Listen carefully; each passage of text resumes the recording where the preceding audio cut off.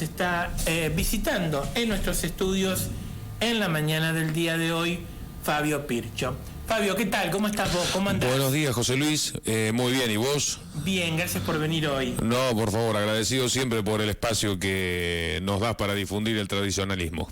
Bueno, hoy estamos hablando un cachito fuera de micrófono y el tema del cual vas a estar hablando es la vivienda del gaucho. Exactamente. Vamos a arrancar por el principio de todo. Digamos, la primera vivienda del gaucho fue al aire libre y sobre el recado. Por eso hablamos el otro día del recado actual y la funcionalidad que cumplía el otro recado porque era muy grande. Eso lo vamos a tocar algún día, el tema del otro recado. Después de 1800, ya con el tema de las estancias y los saladeros y y los trabajos que necesitaban establecerse, el gaucho empezó a afincarse, pero en sus principios la única vivienda fue un bendito. ¿En qué consistía un bendito? En una especie de carpa triangular hecha con dos cueros para poder guarecerse de la intemperie. Era lo más, digamos, moderno que existía en ese momento después de la intemperie.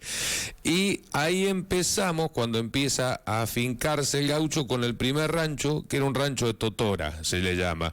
El rancho de totora consistía en un rectángulo o cuadrado, depende, no había medidas ni estructuras arquitectónicas como para hacerlo, así que como salía, que consistía en cañas clavadas unas al lado de otras, sujetas por tientos, y se techaba con las mismas cañas y se le ponían paja.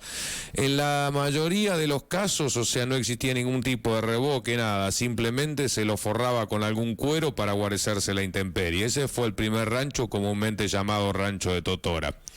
Después evolucionamos un poco a un rancho un poquito más sofisticado. ¿Qué hacía? Las cañas se ponían en el barro, se hacía barro y se metían en el barro para que tomaran más cuerpo, se iban juntando de la misma manera y luego que se armaba el conjunto, siempre techado de la misma manera que nombramos con los materiales que había en el lugar, se las revocaba con barro y estiércol y un poco de paja, que depende de los lugares. Ya ahí hablamos de una cosa un poquito más resistente. Después, según la zona, también estamos hablando del rancho de terrón, que por ahí se nombra en algunos versos y no sabemos qué es. El rancho de terrón era cortar trozos de tierra, tal cual estaban, digamos, hacerlos en pedazos tipo ladrillo, y eso se apilaba uno con otro, y después, con la misma humedad que producía y con la lluvia, se iban asentando solos. Y el techo siempre de la misma manera. Lo que hoy hablamos en la actualidad, para volver a eso, lo que se llaman techos vivos, que se ponen en las casas ecológicas, bueno, así más o menos se construía el rancho. Después viene a cambiar la forma en el techado. ¿El techado en qué sentido? Se le empieza a llamar rancho cola de pato, ya el rancho que era con dos planos inclinados, que pasa a ser en forma triangular, y se le agrega la ramada, que era como una galería que servía de reparo.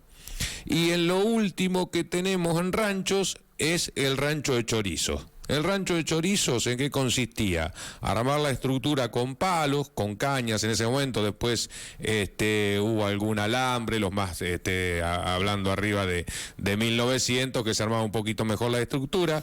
¿Qué hacía? Se hacía un pisadero de barro y paja, y todo eso se formaban panes, panes propiamente dicho, de barro, que se le llamaban chorizos, iban pegando uno con otros. Eso después, cuando se secaban, se revocaba y se impermeabilizaba, porque con la misma intemperie se iba haciendo impermeable. ¿Qué pasa? Los pisos, como habíamos comentado en una oportunidad, el tema del calor, eran de tierra siempre, las puertas bajas, a veces eran de cuero, y ventanas, tenían una o dos ventanas muy chiquitas que podían ser con dos maderas y un cuero para arrollarla. Siempre en el centro había un fogón y había un agujero en el medio del techo para que salga el humo. ¿En qué consistía? En un círculo de piedra que estaba normalmente siempre encendido el fuego, en el cual estaba la cruz para asar la carne, y podía haber una pava o caldera, porque habían unas calderitas también, o unas pailas más grandes que podían estar colgadas del techo o sobre una trebe. Eso era lo que mantenía el agua caliente. Eso estamos hablando de, ahí tenemos un rancho más o menos de la época. Y la cualidad muy importante que teníamos con los techos de paja, con el barro y con todo, que producían un efecto inverso a las temperaturas de verano y a las de invierno. O sea que era bastante atérmico. Estamos hablando de las épocas del 1800.